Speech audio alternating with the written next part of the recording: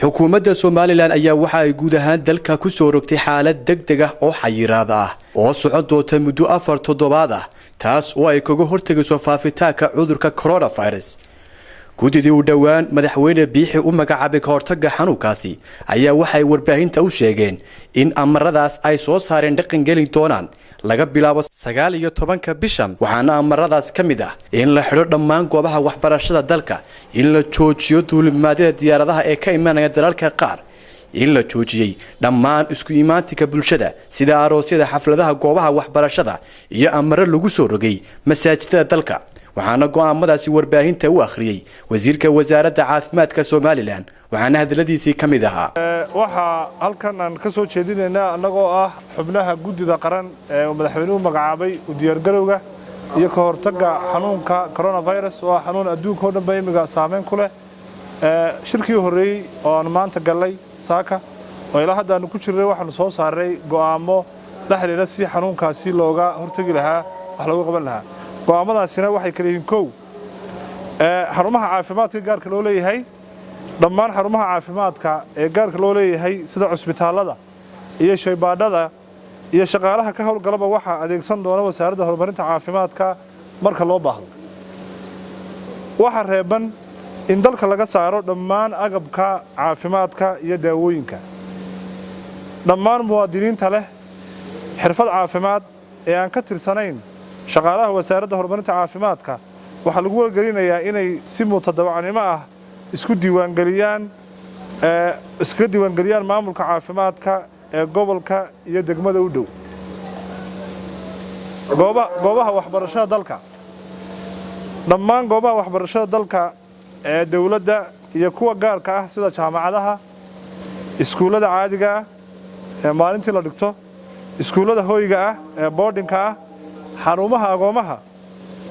waxa lagu baro dhammaan marka laga reebo kuwa dawladdu gacanta ku hayso oo si gaar ah loola socon doono xaaladooda waxa la xidhayaa muddo 4 toddobaad ah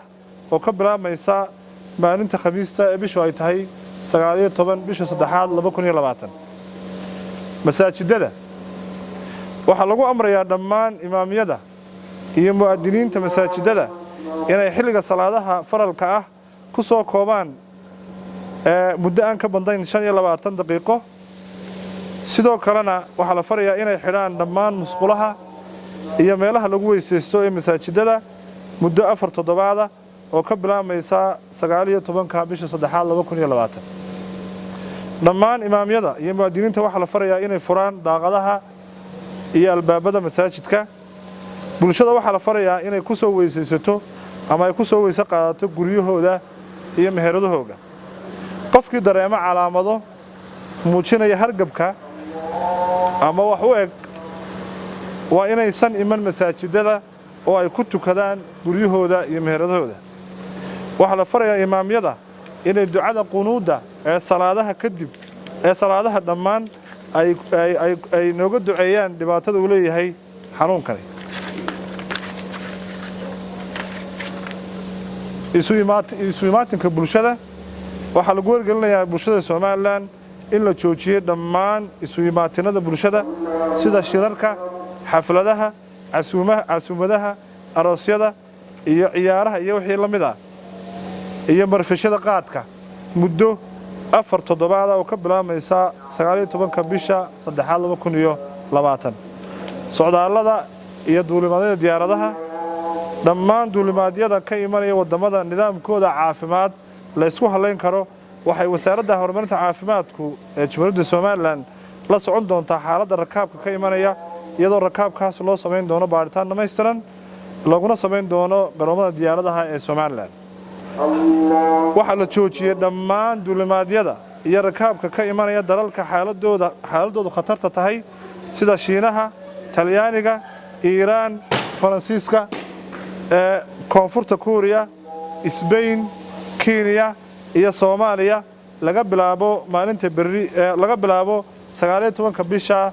3aad 2020 waxa dhammaan muwaadiniinta Soomaaliland loogu baaqayaa inay ka baaqsadaan safarrada aan muhiimka ahayn ee dalka dibadiisa waxa dhammaan qurbo joogta reer Soomaaliland loogu baaqayaa inay hakiyaan socdaallada aan laga maarmaanka ahayn ee ay dalka ku iman lahaayeen ilaa inta xaaladda adduunka ee xanuunkani ay ka soo reynayso. guddiyada gobollada ee u diyaargarowga iyo ka hortagga xanuunka coronavirus si loo xoojiyo u diyaargarowga iyo ka hortagga xanuunka coronavirus waxaa la dhisay guddiyada gobollada oo ka kooban guddida nabadgelyada ee heer gobol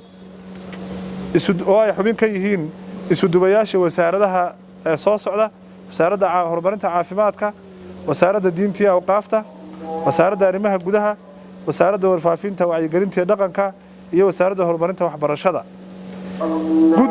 guddidan aan xusnay waxa ay fulinaysaa qorshayaasha iyo tilmaamaha wasaaradda caafimaadka. aad baad mahadsantihiin. Assalaamu calaykum waraxmatullahi wabarakaatuh. Cabdiraxiin Muuli Ismaaciil, shabakadda wararka Ilays News, magaalada Hargeysa.